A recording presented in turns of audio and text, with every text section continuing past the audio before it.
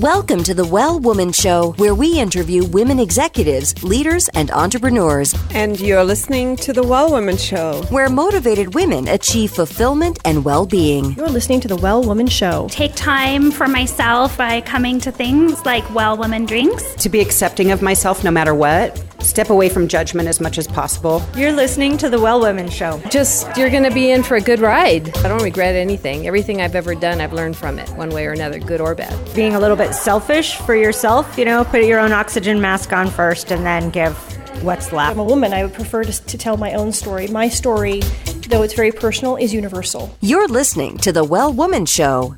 And now your host, Giovanna Rossi. Hi, Giovanna Rossi here, and welcome to another episode of the Well Woman Show, where I interview women leaders, executives, and entrepreneurs about their lives and their road to becoming and being who they are today. Do you ever find yourself overwhelmed with your responsibilities, and it seems like you'll never get it all done? Well, you're not alone.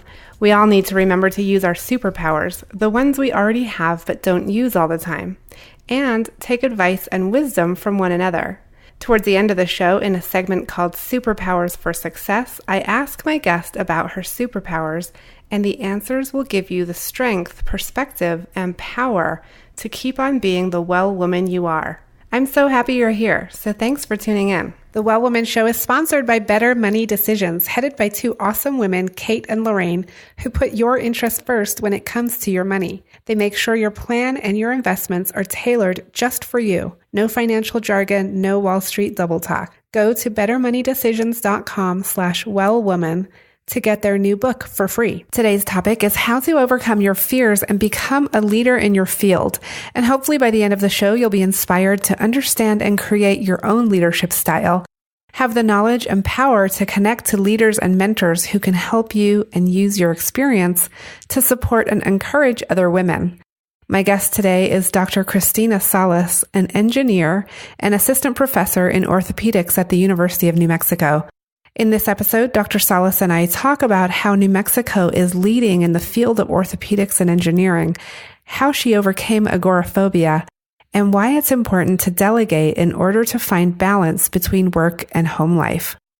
Talking about her interdisciplinary team at UNM, Dr. Christina Salas says she's been trying to bridge the gap between engineering and healthcare and does a lot of outreach to encourage girls to pursue careers in engineering and medicine. The free giveaway today is the free Crafting Your Leadership Identity worksheet. I love this giveaway because it's a quick guide to understanding and creating your own leadership. Download it for free at wellwomanlife.com/068show. Now to my interview with Dr. Christina Salas. I'm speaking with Dr. Christina Salas today. Welcome to the program. Thank you very much for having me. Christina, can you start by telling our listeners, what are you working on and how does it impact women's lives? Okay. Well, I'm an assistant professor in the Department of Orthopedics at the University of New Mexico. I'm an engineer. I was trained in both mechanical and biomedical engineering, and so my research lab is actually very diverse. We work on primarily orthopedics-focused research projects, anything from designing new orthopedic implants to helping develop new surgical procedures. Right now, we're doing some exciting work with Carrie Tingley Children's Hospital, focused on looking at 3D printing of prosthetics for low-cost prosthetic options for children. And we're also working on a very large-scale 3D bioprinter and electrospinner project, which basically what that does is it will help us 3D print biological tissue, bone, ligament, tendon, pretty much you name it, organs eventually. And the idea is that that's something that can be used here directly in our clinic and directly in our operating rooms to help the patients and citizens of Albuquerque, state of New Mexico. Actually, we're our level 1 trauma center, so we do treat people from all over the state. And the idea is that we could use the skills that we've learned and the things that we can bring from engineering to help our orthopedic surgeons basically improve healthcare. So. Okay, and when you say printer, I actually saw the printer in your lab, and it's amazing, and we'll put a photo of it on the website with the show. But when you say printer, to me, it's it doesn't look like a printer. It looks like you're creating these tissues and things. So can you talk about why do you call it a printer? Sure. Okay, so it functions very much like a regular inkjet printer that you're probably familiar with, where you put a little printer cartridge and that cartridge has ink in it, and then you upload some sort of file, and it directs the printer to reproduce what you have on your computer. So this is called a printer because it works in the same way. So you have an interface; it's a computer interface, and you tell it that you want to build some three-dimensional object, and it'll send the signal to the printer. But unlike a standard inkjet printer, the bio ink is what we call it, are basically biological materials that are then ejected through a syringe, a standard syringe that you would see in the hospital. And the computer tells it in what design you wish to print. And so, for instance, if we wanted to replace a piece of bone, we could say, okay, this is the shape of the defect in the bone that we want to replace. We give it that design, and then it prints it in exactly that same three-dimensional configuration.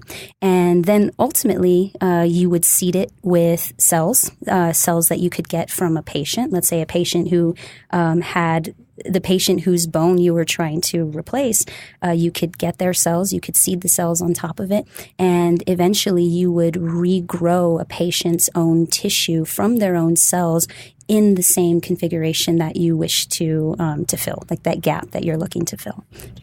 Okay, great explanation. And I understand that this is a one-of-a-kind printer and project, really, in the whole country. So you're a real leader in this area. Can you talk about that and how you were able to bring this project to the University of New Mexico and to Albuquerque? Absolutely. So I've been working with the Department of Orthopedics for about 10 years now. I myself was a student at the University of New Mexico. I completed my master's and PhDs here. And I've been attempting to bridge that gap between the School of Engineering and the School of Medicine for the entire 10 years. And fortunately, with my relationship with orthopedics, it's been very easy to do that. And because I've maintained that line of communication with engineering, I have a lot of students from all over the School of Engineering, subspecialties like electrical, computer, mechanical engineering, who are interested in working in healthcare. And so with those resources, they come over to this side of campus and essentially just say, hey, this is a challenge. This is a problem that we need to solve in healthcare. And let's think of ways we can all work together as an interdisciplinary team of researchers to make that happen. And so I think my biggest resource is the student assistance and the collaborative effort that we have here at the University of New Mexico. Okay, so that's your biggest resource, but you are also a resource to them, to students, and to other people. Can you talk about that? Absolutely. So I serve as a graduate advisor and undergraduate advisor to students on main campus. On this side of campus, one of my primary responsibilities is to help graduate students in the graduate medical education program here in orthopedics, and I also mentor undergraduate medical students on this side. I also do a variety of outreach activities. I think this month, the last 2 months alone, we must have gone to about 5 different schools to reach out to them, to encourage them to pursue careers in engineering and or medicine. I also host an outreach event every year called the Perry Initiative Outreach Program, where we bring approximately 40 girls from across the state of New Mexico to spend a day with us performing mock surgery. So they basically get dressed up in scrubs, and they spend the entire day with female surgeons and female engineers. And we have simulated bone, but real implants, real orthopedic implants and instruments. And they have modules, so they'll repair a broken bone in the leg, like the femur. They learn how to repair tendons. They learn how to repair a broken knee. And then we also perform little activities with them so that they can see how engineering and orthopedics kind of work together to do things like develop these new implants and, essentially work together to improve healthcare in ways that I think is kind of unique. I've traveled quite a bit. I've lived in a number of different places, and I've done two fellowships that were NSF-funded fellowships, one at the Mayo Clinic in Minnesota and one in UC San Francisco. And working in those labs, it's interesting to see how UNM has been able to achieve, if not better, then at least as good of a relationship between engineering and orthopedics to really push healthcare forward in orthopedics. Okay, well, that's really interesting. Also, I want to just go back to the outreach that you do and the work with younger people, both boys and girls, but specifically the program where you bring the 40 girls in, because we see that engineering is still male dominated. So bringing girls in at an early age really makes a big difference for them to have a role model and to see you and other women in the field. And then that might also be the same in orthopedics. I'm not sure. Yeah, you're nodding yes. So, but then bringing them together is really innovative and exciting. So the girls get to experience both of those together in that program? Exactly. Yes. So, I was actually fortunate myself. So the internship that I did at UC San Francisco, when I was there, I actually worked with the national directors of this program. And at the time, I actually helped them develop that program specifically for female students within San Francisco Bay Area. One's an engineer, one's an orthopedic surgeon, and both females. And they said these two fields are highly male dominated, especially in orthopedics or in medical school. If you notice, usually by the time a student comes to medical school, they've already decided what specialty they want to go into. When a student goes into college, they might choose engineering, but a female student might be more drawn to maybe computer engineering or electrical engineering and not so much mechanical engineering or civil engineering. And so they decided that this is something that we needed to address. And so it's what started as just a small program in the San Francisco Bay Area. Chevron became interested in it, and they got a few other big name companies who were interested in it. It became a national program. And as soon as I went from a student to a faculty, actually even before I was a faculty member, I said, it's now become a national program. We should be a satellite site for this.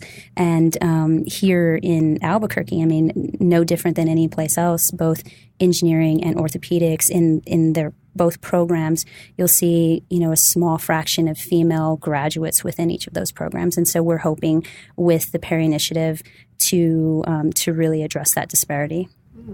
Okay, well, we'll definitely link to that on the website so that people can learn more about what you're doing and your outreach activities. What other kinds of resources have you found to be important in your field, and particularly for women going into the sciences? So there are a lot of national programs like the Society of Women Engineers that really reaches out to females who start in the engineering program, as freshmen and sophomores, and encourage them to stay with the program, matriculate through the entire 4-year, maybe 5-year undergraduate degree program. They have similar programs here on this side of campus for medical students. We also try, in addition to the Perry Initiative, we also try to reach out locally to high schools. So we work with science teachers. I have a team of researchers here within the Department of Orthopedics. Not all engineers. There's some English majors, some business major. And the reason we do that is because we want to basically show that you don't necessarily need to be an engineer or a doctor to have an impact in healthcare. And so, the person with an MBA, she does our, research management and budgeting and things like that are really important. So we travel to these schools and we introduce ourselves, our research team, some of the things that we do, and how interdisciplinary our program is, and just try to reach out to all students, females in particular, and say, hey, it doesn't necessarily matter what you choose to do, to study when you're done with your high school degree, but please think of healthcare and engineering as an option, and just kind of reach out to them in that way. And are there other resources? Absolutely. So there's a new NSF-funded program called the Women in STEM on main campus, and they're reaching out to currently female faculty members, but also students within the engineering, sciences, architecture programs, to just provide them the support that might be needed, any additional support. I mean, as a whole person, yes, you have your schooling. That's really important. You might need to maintain a part-time job while in school. You might have a family, children, and so forth. And sometimes, especially with females, there are a lot of other things that kind of play a role in why you may or may not finish your 4-year degree. And so I think that the programs like Women in STEM and STEAM-H and a few others that we have on main campus really are trying to address that early on, so that you feel supported as you're going through your degree program, and hopefully you complete that degree. Yeah. That's really important, to consider all the different aspects of women's lives. And that's a lot of what we talk about on the Well Woman Show is the whole woman. And so on that note, that's a good segue to ask you a little bit more about your personal background. Did you always know, Christina, that you would end up being an engineer and running one of the most innovative programs in your field in the country? Actually, I did not. But early on, I'd say my mom, actually just this weekend, she was telling the story that from the time I was probably in 5th grade, I said I wanted to be an engineer. And, I used to think engineers drove trains, and I had a teacher in elementary school that realized that I was really fascinated with women like Sally Ride and some of the early female pioneers in aerospace and engineering. And she said, you should maybe think about engineering. And then, I went through middle school and even high school, and I pretty much really forgot about it, but I always loved to tinker with things. Like I had children's encyclopedias where, I would just spend the day saying, oh, look, I can build this with, any miscellaneous things I have around the house. And then I realized, hey, this is actually engineering, once I started considering college and what I wanted to do. And unfortunately, I didn't have a lot of additional mentors in middle and high school. So I by the time I got to college, I did apply for engineering, and I got into an engineering program. But I started in computer engineering, and then I transitioned to electrical engineering, and then I moved to California, and I started in a program. This is all while I was still an undergrad. I started in a program in mechatronic engineering, which is electrical and mechanical engineering combined. And then I realized I love mechanical engineering, so I dropped that, and I ultimately got my bachelor's degree in mechanical engineering. And from there, I moved here to Albuquerque, and I started my graduate degree in mechanical engineering, and I was introduced to orthopedics. And once I realized that engineering and medicine could come together in such a way, I knew exactly what I wanted to do. I wanted to be an engineer that really helped develop products, devices, and basically innovate things in the medical field. Yeah, so it was kind of a long path, but I knew that I wanted to be an engineer, but I didn't know how to get there until I was in college. So yeah, and you didn't know how it was going to interface with health. Exactly, not at all. Yeah, I didn't even biomedical engineering was a relatively new field around the time that I started college. There were a few programs across the country, but most people were in the core engineering fields like mechanical, electrical, and computer, and so forth. And it wasn't until I saw that application of mechanical engineering in medicine that I thought that's a perfect, pairing right there. Mm-hmm. And do you have mentors now, being a leader and a mentor yourself? Do you still rely on mentors in your own life? I do. So while I didn't have, other than my elementary school mentor, while I didn't have any in middle and junior high, I met a lot of females in engineering and in orthopedics once I started college. And I have Dr. Deanna Mercer here, who is our current research director. Her and I have actually been working together the entire 10 years that I've been here. While I was a student, she was actually a medical resident here in orthopedics. And so we finished our degrees almost exactly at the same time. She went off and did a medical fellowship, and I went off and did my engineering fellowships. And we both came back here and became faculty members. And both of us together run the research program here within the department. And then Dr. Jenny Buckley, who I briefly mentioned earlier, not by name, but she's the engineer that worked at University of California, San Francisco, that I went to her when I finished my master's degree before I started the PhD, and I was ready to stop at a master's degree when I went to her lab. And then she just kind of opened my eyes to, you're a great mentor. You can really share a lot with others. You're a great teacher. You should consider a PhD and you should consider working in academia. And actually it was because of her that I came back here to pursue the PhD in biomedical engineering. A lot of times women need to be asked to do things. That's certainly true in politics and really in business too. A lot of times, and in our professions, we don't think we can do something until someone else says, you should do that. You'd be really good at that. And sort of gives you that permission. Do you feel like that's partly what happened with you? Absolutely. So, it's difficult being a minority in a lot of senses. So, in the engineering program, as I mentioned, very few females. I graduated with one other female in my undergraduate degree program in mechanical engineering.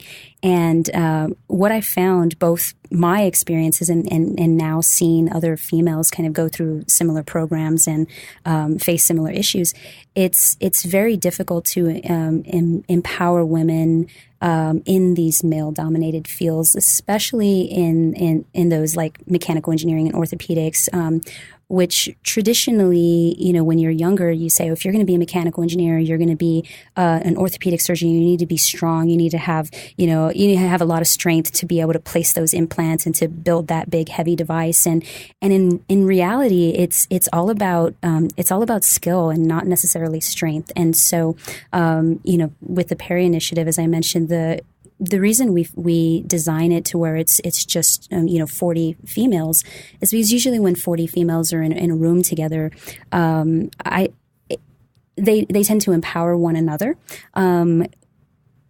Occasionally, when we have programs where there are males involved in the same activity, the females tend to drop back. Physically drop back in the room. The male will step up physically, they literally step up to do the activity, and either the females need to interject and say, no, I want to do that, or someone has to invite them in. And so, we very specifically host these types of programs so that we can make sure that everyone feels comfortable engaging in whatever activity we're doing, and hopefully feel empowered and feel like, hey, I may not have ever held a drill before in my life, but I can use one now, and it's not that difficult, and I can do amazing things with this. And so, yeah. Christina, how would you describe your leadership style? And is it different from some of your colleagues and other people in your profession? So my leadership style tends to be one in which the students that I work with and collaborate with and mentor, I feel strong in their abilities to perform whatever task I've assigned. So I tend to, I meet weekly, more than weekly, depending on the projects that we're working on. And I'll typically assign activities, and then I rely on them to check in with me and say, hey, I've hit this issue that I need a little bit more guidance on. Can you work with me to work through it? And then we'll meet and we'll kind of figure things out.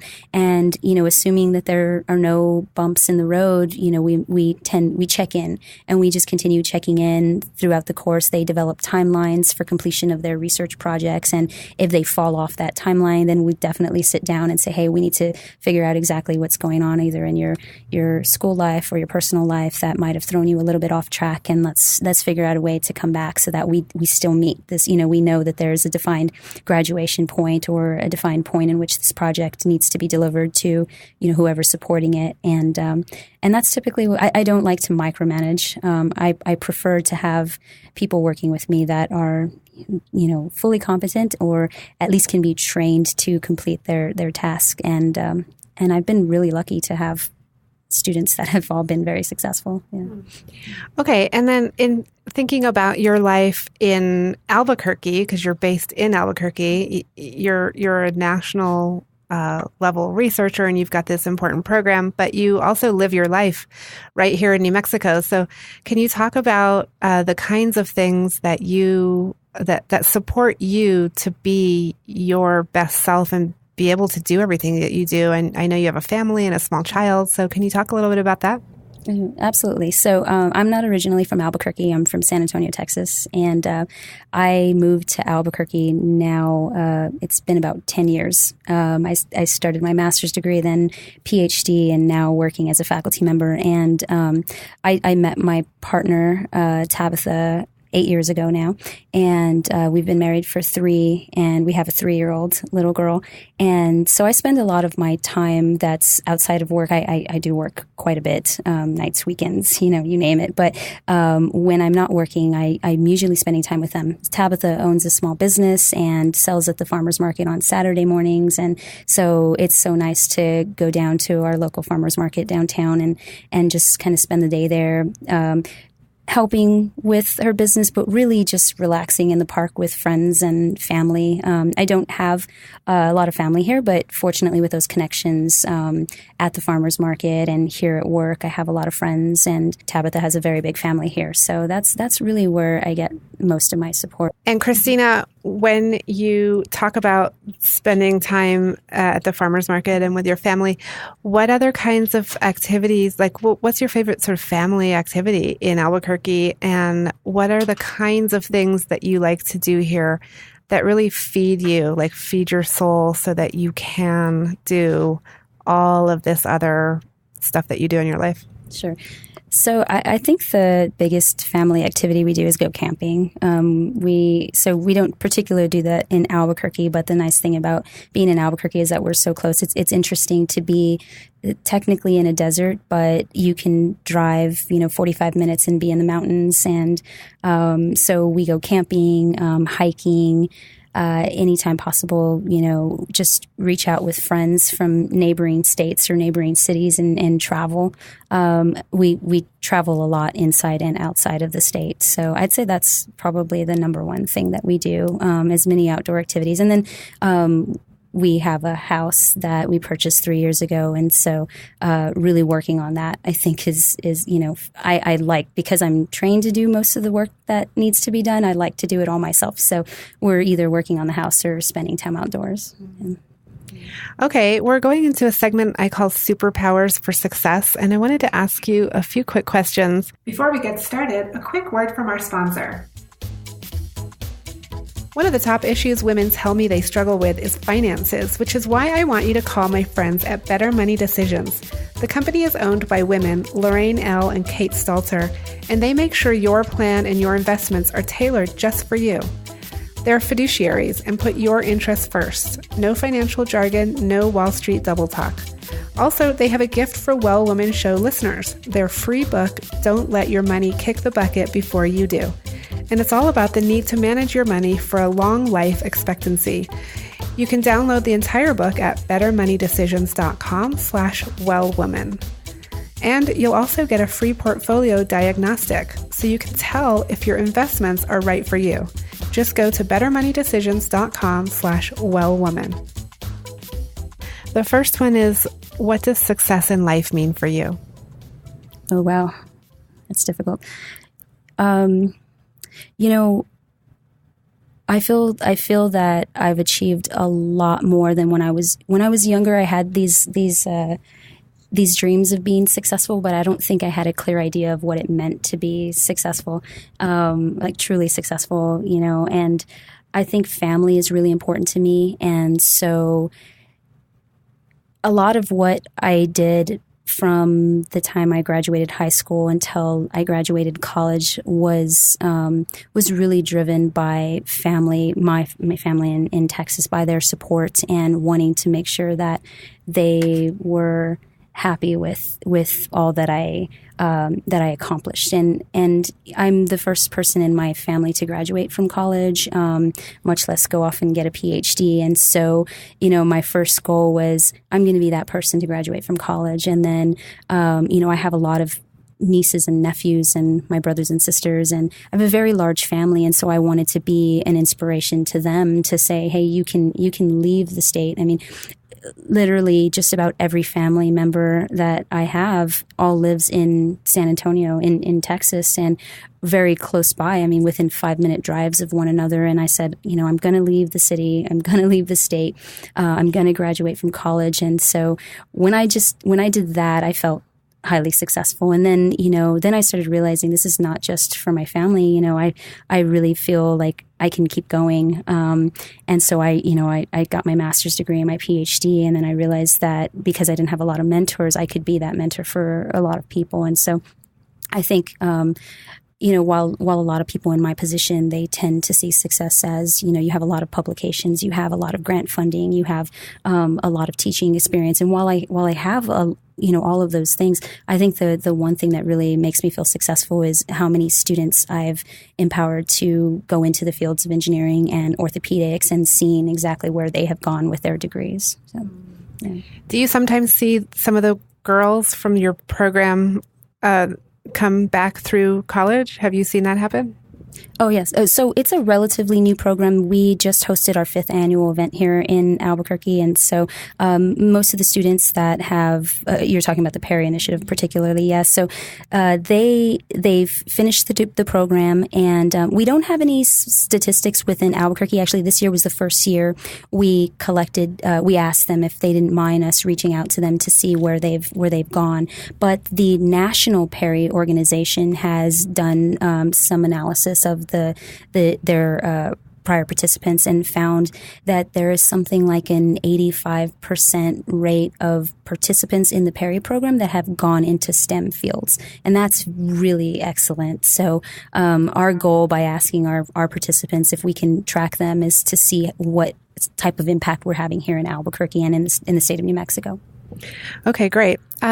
Next thing I want to ask you is, when did you know, Christina, that you were really good at what you do? Wow, that's tough. I don't know that. I feel like I have a lot of people tell me that I'm really good at what I do. Wow. I don't know. I feel like I'm a pretty humble person, so I don't know if I'll ever feel like I'm really great at what I do. But I don't know. I think that, like I said, it's typically reflected in how the students actually kind of move ahead and do other things. And yes, I've been fortunate to have, some of my work in journals and presented at a lot of conferences and things like that. And I think a lot of that is validation that what I'm doing, I mean, it's all peer reviewed, so I have to be doing something right. But I don't know. I think that the biggest thing is really just, when I'm done and at the end of my career, looking back and see how many people I've helped. I think that will mean more to me than how many publications I have or how much grant funding I got. Okay. And can you describe one personal habit that contributes to your well-being? Oh. I know that it takes a lot to do what you do. You work a lot. You're, the head of this major program, and you probably have to incorporate some of your own personal practices in order to stay healthy and well. Absolutely. So, yeah. So I think finding a healthy balance between home life and work life is really important. I'd say I was not so great at that in college. I worked all the time and had multiple jobs outside of school. And so when I started in academia, I tried to keep up the same pace and realized that was not going to happen. I'd probably fall apart. And so then when I got married and had a baby, it wasn't just about, needing to do all these amazing things, but I wanted to make sure that I spent time with my family. And so I'd say that's probably one of the things, forcing myself to take the personal time that I need outside of work to make sure that, I'm spending enough time with family. I travel a lot. I travel home to Texas quite often. All of that keeps me balanced. And, I think that's very important. And when you made that conscious decision and intentionally started taking, like you said, forcing yourself to take that time, did that impact your work, or were you able to somehow figure out for the work to still happen, but you were able to do what you needed to do? So my graduate advisor on main campus, basically when I was telling him, about a year into my current position, I said I was feeling a little overwhelmed. And he said that it took him some time to realize that it's never going to stop coming. Like the work is never going to stop, being there for you. So you could work twice as much as you're working already, and all you would do is finish things a little faster, but the list would never get any shorter. And so he really was very helpful by saying that. I realized, oh yeah, that's totally true. So if I could do a better job at delegating tasks, certain responsibilities that could be managed remotely, that would be the way to best manage things. And so, like I said, I have quite a number of graduate students, and it's very difficult for me to be in the lab at all times. And so now I have a lab manager that can oversee a lot of the day-to-day activities. So I started being smarter in how I was planning our research projects and meetings and so forth. And I realized that I could still maintain a personal life and, a work life and still be successful in my work life without having to work, till I fell over. So, right. That's good. So on the Well Woman Show, we talk about having superpowers, which are these sort of things that are not tangible and they're not visible, and we don't always access them. But sometimes when we do, I guess what I want to say is we all have these superpowers. It's just a matter of figuring out what our superpowers are and then accessing them and activating them. So what superpower did you discover you had only to realize it was there all the time? So when I was younger, I used to be very nervous. I was actually diagnosed with agoraphobia. I had a lot of fears. I was scared to leave my house. I mean, I had some crazy stuff going on when I was younger, and so I learned. I learned to calm myself with a lot of breathing activities, calming things, meditation, and a variety of things like that. And it was something that, because I was quite nervous from a young age, I had a long time to kind of perfect that, internal calming. And so now now I'm very comfortable in my environment most of the time, and when I do tend to get a little nervous or feel overwhelmed, I kind of draw from a lot of what I did when I was younger, which is to really kind of just take a deep breath. Like my mom always says, take a deep breath and calm my mind, calm my body, and then just think about what needs to be done and do it. Because honestly, most of the fears are really they're unnecessary. They're challenges that in that fear I feel like I can't overcome. But if I calm down, then I realize, hey, I've done this 100 times before. It's it's really easy to do. So I don't know. I'd say that really being able to control my anxiety, and overcome that fear of not being able to complete something, and just realize that it can be done and kind of move ahead. Yeah. Okay, and just a couple more questions. What advice would you give yourself like 10 years ago? I would say, I think that, I'm really happy with the path that I took. And but at the time, 10 years ago, I felt really lost. And I was always afraid of taking that next step to move ahead. I was afraid to leave the comfort of my family in Texas. I was afraid when after I moved to California, I was afraid that if I didn't go back, I might disconnect entirely from my family and not see them.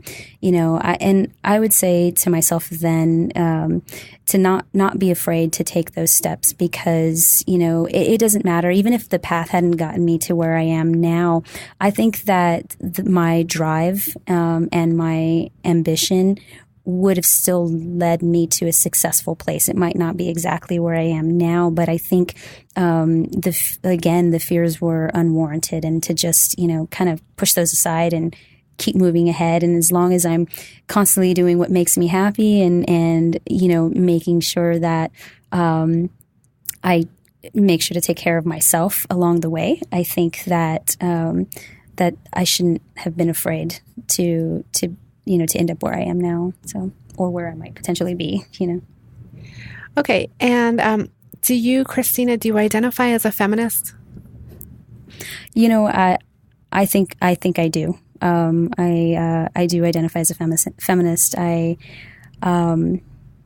think that in my work life, my political beliefs, my social environment, I think I tend to do my best to empower women in kind of all aspects of my life, and to always make a conscious effort to I guess make sure whatever the issue might be, that there is some aspect of women being included. I don't know. I guess without being specific, it's hard to really describe that. But yes, I'd say I am a feminist. Yeah. Okay, great. And last question, what are you reading right now? What's on your nightstand? Oh, wow. I have a lot of books that I haven't been able to get to lately, but I love books by Mary Roach. I first read Stiff, and then I kind of moved on to a variety of, and I have Grunt right now. That's kind of next in line. Actually, I am about 3/4 of the way through Ruth Bader Ginsburg's a book, the RBG. So that's the one that I'm almost done reading and moving on to Grunt. So. Great. It's been such a pleasure speaking with you, Christina. Thank you so much for being on the show. Absolutely. Thank you again for having me. That's it for our show today. I've been speaking with Dr. Christina Salas, an engineer and assistant professor in orthopedics at the University of New Mexico. In this episode, Dr. Salas and I talk about how New Mexico is leading in the field of orthopedics and engineering, how she overcame agoraphobia, and why it's important to find balance between work and home life. You can get the free Crafting Your Leadership Identity worksheet at wellwomanlife.com/068show. Before I sign off, I want to let you know that this year's Well Woman Superpower Retreat will be October 25th to the 27th in New Mexico. So save the date and check out wellwomanlife.com/retreat for more information. Our monthly live event, Well Woman Drinks, brings women together to share our successes and challenges as women leaders, moms, aunts, sisters, and all the other roles we carry. If you'd like to attend a Well Woman Drinks near you, or if there isn't one in your city yet and you'd like to start one, email info@wellwomanlife.com. And definitely check out the schedule of events at wellwomanlife.com/events. because we've got some great stuff coming up. We have the Financial Abundance Workshop on June 14th, sponsored with us by West, one of our fabulous resources in Albuquerque. And go to wellwomanlife.com/events for all of that information. And if you enjoyed the show, please take a moment and subscribe to the show in iTunes. This helps raise visibility, which is super helpful when it comes to producing the show every week. Or you can head to patreon.com/wellwomanshow to support the show with a monthly contribution. You can also continue the conversation in our community group at wellwomanlife.com/Facebook. For feedback, comments, or just to let me know you were listening today, find me on Facebook, Twitter, and Instagram at wellwomanlife. I'm Giovanna Rossi for The Well Woman Show. Until next time, have a super powerful week.